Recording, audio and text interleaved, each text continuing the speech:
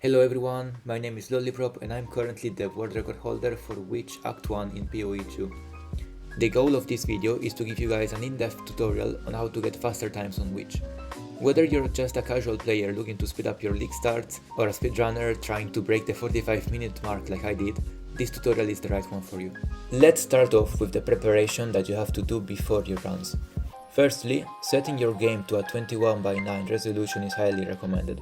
This gives you more screen space, allowing you to see further on the sides of the screen, which can help with finding areas such as cemetery tombs more easily or spotting Draven's arena before you can even see it on the minimap. Next, you'll want to turn on both ally and enemy health bars.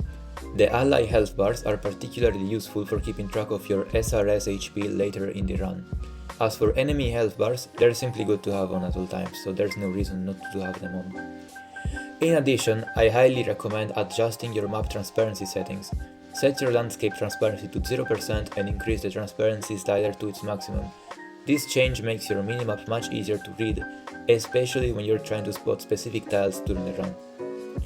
I like to divide this run into three main sections. The early game. This includes everything leading up to the Laklang Hill. This part of the run is the most RNG heavy, and this is where you'll be resetting most of your runs. Many layouts here are very hard to read and require a lot of practice. The mid-game begins right after the Laklang Hill and ends when you take down the king in the mists.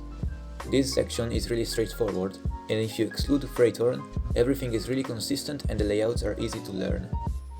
The endgame is the final stretch of the run, ending when you beat Count Gear. This is the hardest part of the run, but the layouts are extremely easy, so as long as you don't die, you should be fine. Let's start from the very beginning. Before you even create your character, you need to make sure that you are at 0 gold. To achieve this, in the character selection screen, click the arrow button on the right side of your screen, then press Migrate and Migrate All. This will move all of your SSF characters into standard and will set your gold to 0 as well. Once you're ready to create your character, make sure to always play them in the same league. In PoE2, every character and league has different layouts, so consistency in the league you're playing is key. In this video, I'm gonna be playing on SSF Witch, so if you play in a different league, some layouts tips might not apply to you at all. In the early game, your main goals are to get a decent Wanderer focus, get movement speed boots, and reach level 6 before entering the cemetery tombs to unlock Essence Drain. After you create your character, you wanna make sure that you're playing with WASD controls. These are way faster than mouse in basically every way, and they are way easier to use during the run anyways. In the riverbank, there are a few set layouts that always stay the same across all classes and leagues. As you gain experience, you'll end up memorizing all of them. I reached a point where I can spot each different layout from the angle the first NPC is sitting in. Also, you don't want to kill any mobs on your way to the boss. During the Miller fight, start by spamming Chaos Ball at him repeatedly. It's fine to tank a few of his slams in order to keep attacking it. When he spawns his adds, switch to a nerf to hit them. This will spawn a bunch of scorpions that will quickly melt the boss HP. Make sure to avoid positioning yourself behind your minions, as this can cause the boss to slam at you and unintentionally kill your summons in the process. Also, don't allocate your passive point just yet. In town, talk to Renly and grab the skill gem. You're gonna unlock Contagion with this gem, which will be an essential part of your setup going forward. You should learn to allocate passive points during the loading screen of a zone. Doing this will save you a few seconds over the course of the run. When you leave town, head to the guaranteed gem chest that always spawns on the right side of the zone in SSF. From the chest, grab Frost Bomb. This will be your main single target damage skill until you unlock Essence Drain at level 6. With both Contagion and Frost Bomb, your main clearing combo will be to place a Frost Bomb on top of a group of mobs and cast Contagion on one of them. When the Frost Bomb explodes, it will kill the mobs and spread Contagion to any remaining stragglers that weren't killed by the Ice Bomb initially. Once you have allocated the gem, head upwards until you see the Beira Arena. This fight can be tricky, but as long as you keep casting Frost Bomb and spamming Chaos Balls, you should be able to handle her. Ideally, you want to lead a bunch of mobs into her arena, which you can kill with a nerf to make her HP drop even faster. Once Beira is dead, head to the right and enter the Grellwood zone. In the Grellwood, there are 4 main points of interest: the Tree of Souls, the Grim Tangle, the Witch Hut, and the Bramblegast Arena. Those 4 zones will be in a square form. This means that if you find 2 of them, You'll have the side of a square and you'll be able to guess what the other two are. If you come across the witch hut, go inside and grab the medium flasks for later, as they are crucial to have later on in the run. By the way, once you locate a Grim Tangle, be sure to enter it and grab the waypoint for later. As for the Red Veil entrance, it usually lies along an imaginary line that passes through the northern point of interest and the Bramblegast arena. Your goal inside the Red Veil is to hit level 5.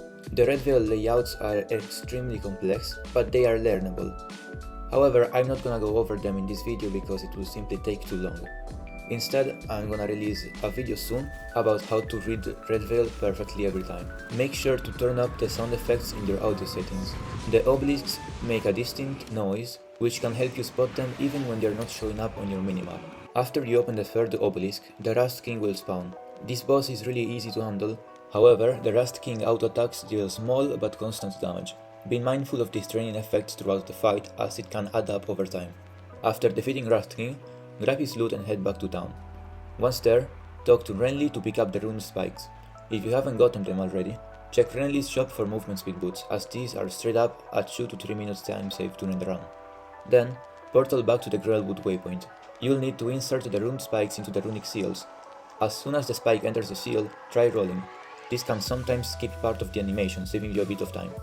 After finishing this task, return to town and speak with Una. At this stage of the run, your damage will start to fall off. If you didn't spend all your gold on movement speed boots earlier from Renly, check her shop now. At this point, it's essential to upgrade your weapon. Look for a wand or staff with any of these mods. +1 to all spells, +1 to chaos spells, spell damage, chaos damage, and lastly cast speed. If you have any leftover gold, grab a medium life flask if you don't have one already, or spend it on Scrolls of Wisdom. Then head back to the Grim Tangle waypoint. Once you arrive, talk to Una to trigger her dialogue, and then press ESC and respawn a checkpoint to skip it and save a few seconds. In the Grim Tangle, try to find the general direction of the area and stick to it. That's honestly the only tip I have to read the layout of this zone. Other than that, if you find the druid, enter the arena but stick to the flatter wall to avoid triggering the boss fight. This usually lets you pass through to the cemetery entrance without engaging the boss. If you do accidentally trigger the fight, simply respawn at checkpoint to undo it. Also, when you start to see caskets in the ground, that means that you are near the cemetery. Keep going in that direction. In the cemetery, you're gonna be looking for 2 tombs. The location of them is 99% RNG. However, there's a slightly higher chance of one of the tombs spawning alongside the same wall as the boss arena. So when you first enter the area, hug a wall and head in that direction. If there's nothing there, respawn at checkpoint and check the other side. If you still haven't found both tombs, then circle around the area and hope for the best. Keep in mind that your goal in this zone is to hit level 6 before entering the first tomb.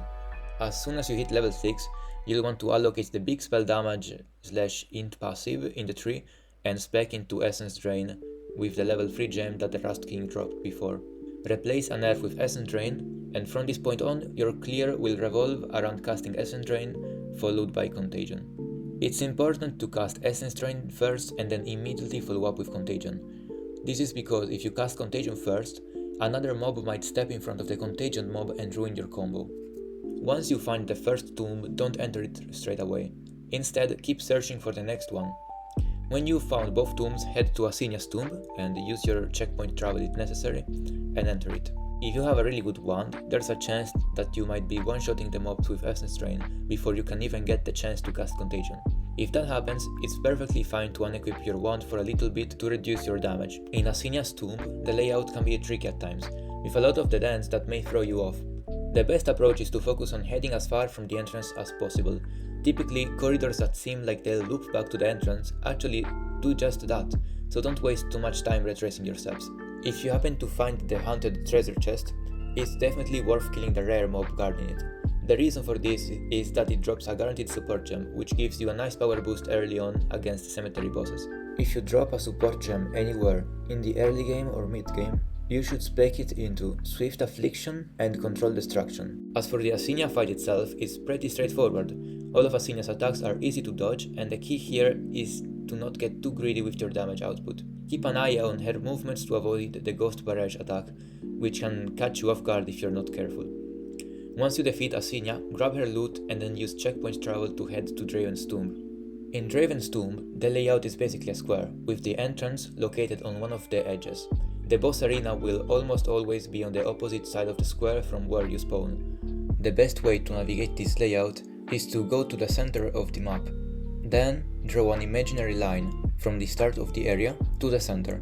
Follow the general direction of that imaginary line and it should take you near the Draven arena. Then pay attention to your minimap and the sides of your screen to see if you find the tile. This should eventually bring you to Draven's arena, either visible on your minimap or directly on the side of your screen. This is where turning landscape transparency to 0 comes into play.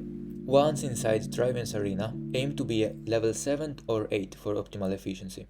The Draven fight is the second most difficult in the run after Count Gear.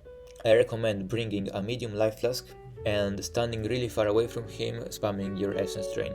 As you fight Draven, be sure to grab the souls that float around the arena. If Draven collects too many, he will power up and become significantly more dangerous. Once Draven is defeated, grab his loot and then TP back to town. In town, buy Scrolls of Wisdom or a better wand if yours isn't doing enough damage. If you don't already have them, buy Move Pit Boots, but don't spend too much time shopping. Next, take the waypoint back to the cemetery entrance. Don't talk to Lachlan, just head straight to the gate. Once you light the checkpoint, click Respawn at Checkpoint. This is known as the Lachlan Yap Skip, as it skips a 20-second dialogue with Lachlan when entering the arena. The Lachlan fight can be tough, so here's how to handle it efficiently.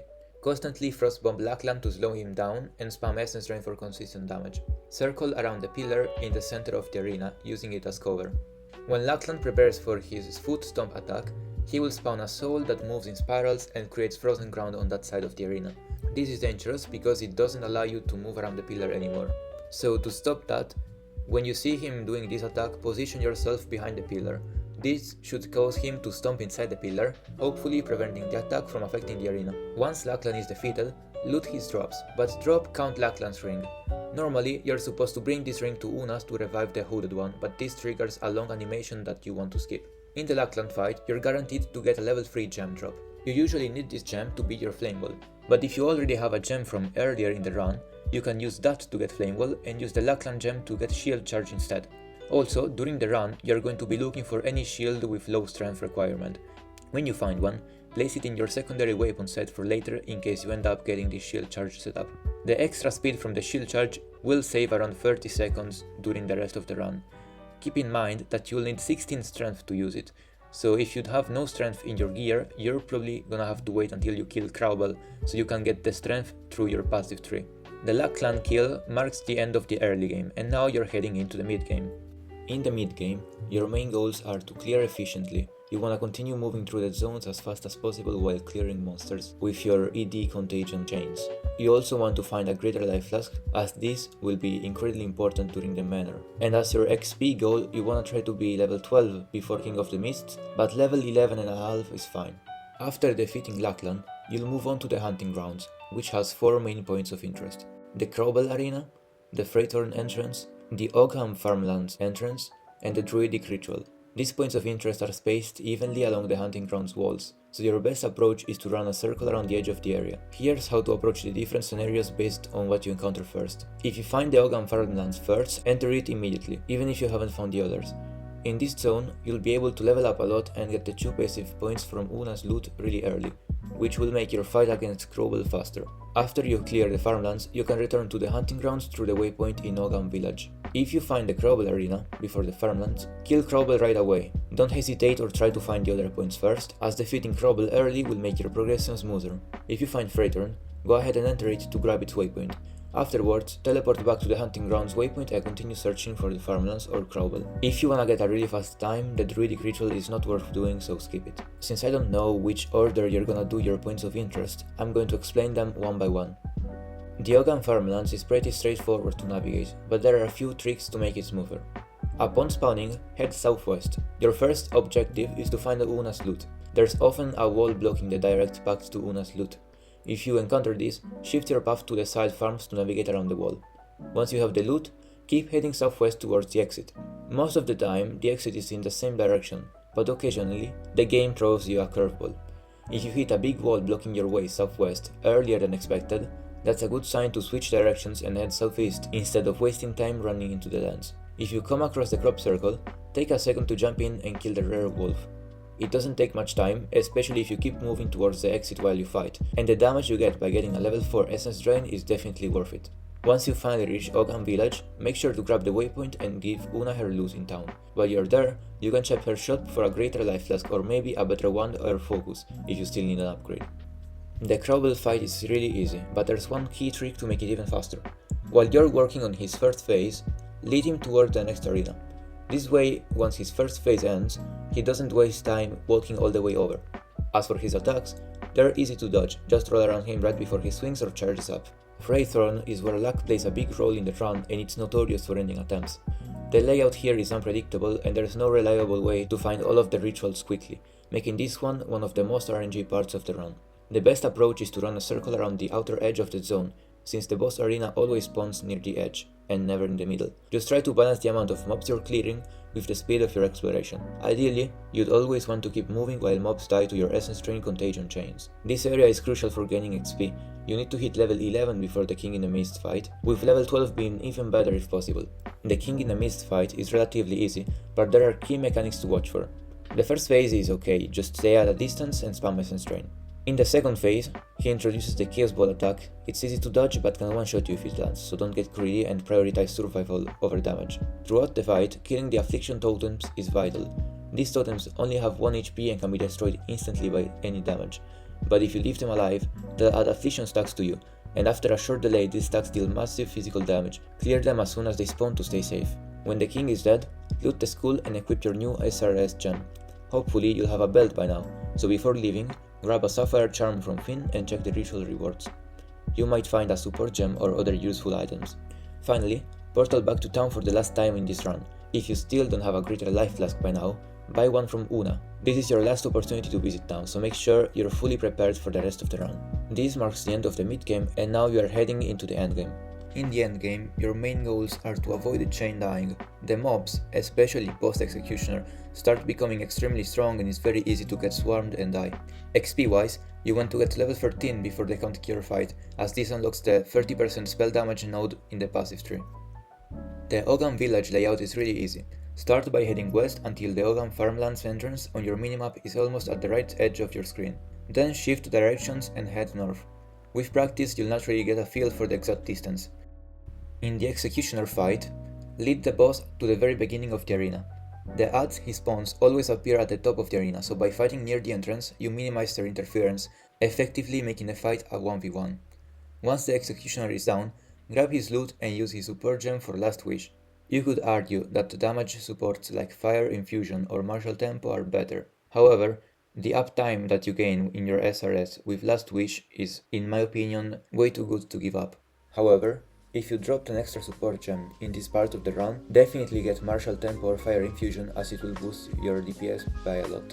The Manor Rampart has one of the easiest layouts to navigate. Start by heading southwest until the terrain forces you to change direction to northwest. Continue in that direction until you're able to go back northeast. Follow this route until you reach the Manor entrance. This is a great area to farm XP in, since the enemy density is high and the enemies are really fast and can follow you throughout the area. This is great for long essence drain and contagion chains. In the Earlygame Manor, you really want to learn the basic layouts for this area in order to avoid getting in dead ends.